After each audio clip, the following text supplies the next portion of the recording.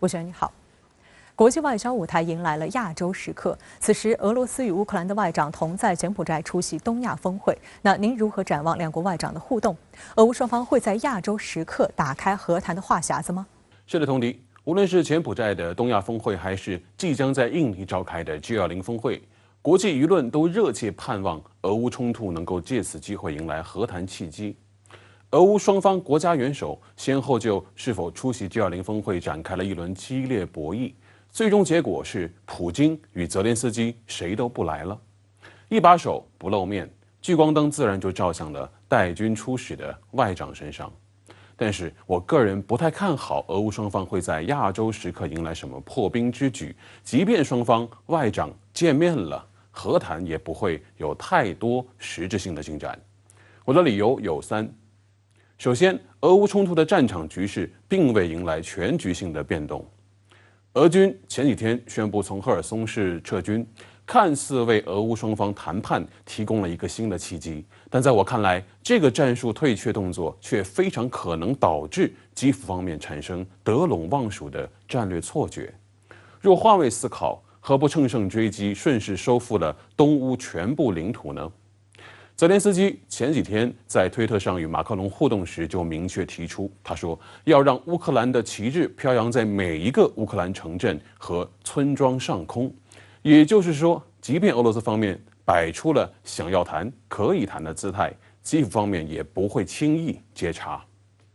其次，俄乌冲突的谈判主导权，起码是乌方一侧的主导权，并不完全在基辅政权手中，很大程度上取决于美西方势力的战略抉择。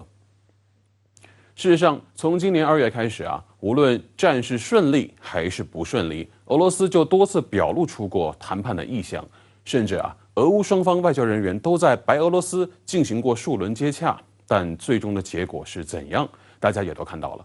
美西方以断供相要挟遥控基辅政权死战到底。参与谈判的乌方高层命丧基辅街头，此事发出的信号足以震慑那些对和谈心存妄念的基辅势力。从此，双方谈判的大门紧闭，一转眼就是大半年。再者，对于俄乌双方来说，此刻谈判双方抛出的条件恐怕是一个很难取得共识的假生饭。这很大程度上源于俄乌双方对这场局部冲突的性质在判断上存在很大的分歧。在基辅方面看来，这是一场退无可退的卫国战争。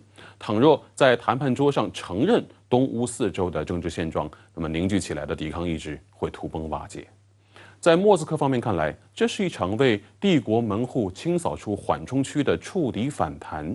倘若将收入囊中的东乌4州拱手相让，此前付出的一切代价都会变成竹篮打水一场空。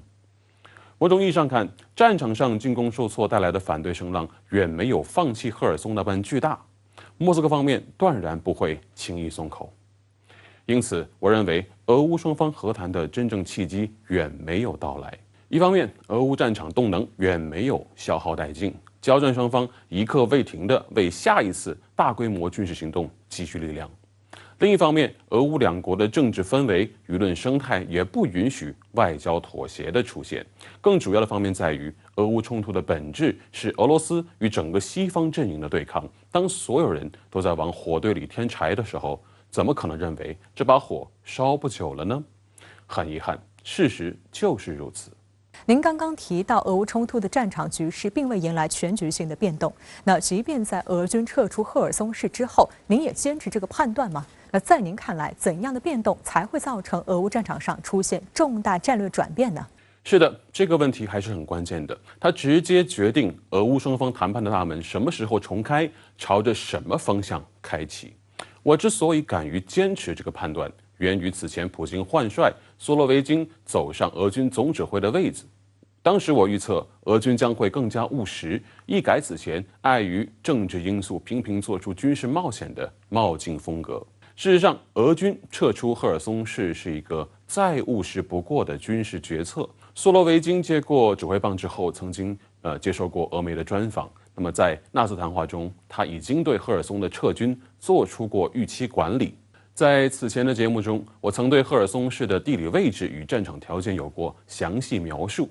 一言以蔽之，俄军仅仅依靠第聂伯河上3座桥提供补给，试图坚守赫尔松这座城市。但是在过去的几个月战斗中，3座桥已断其二，仅剩上游的一座船闸苦苦支撑。脆弱的补给线导致俄军无法投入重兵集团到河东岸协防。无法投入重兵集团，就意味着俄军不得不被迫放弃赫尔松外围阵地，收缩防御。那么，收缩防御又导致俄军要想将这个投入重兵防御单位，它根本无法在狭小地带中展开。这就是一个典型的军事悖论，是一个恶性循环。因此从军事的角度上看，俄军撤出这个险地是当下唯一正确的选择。那么，俄军撤出赫尔松之后，会给整个战线带来什么变化呢？最直观的改变，我认为是战场南线将会进入一个较长时间的静坐状态。俄乌双方各自沿着第聂伯河展开防御，谁都没有能力越过去。与此同时，俄军在丢掉这个战略包袱之后得以重新将机动力量调往中线与北线方向，不排除未来一段时间这2个战场方向会酝酿出新一轮大规模的进攻。那么与之相对应的是，乌军同样也能够从赫尔松抽身，将更多部队调往上述2个方向与俄军展开对垒。那么怎样才能算作是造成战局转向的重大变动呢？我认为起码是冲突一方在某个较大宽度的战场正面实现了新的纵深突破，逼迫对方出于反包围的战术考量，将整条接触线后移。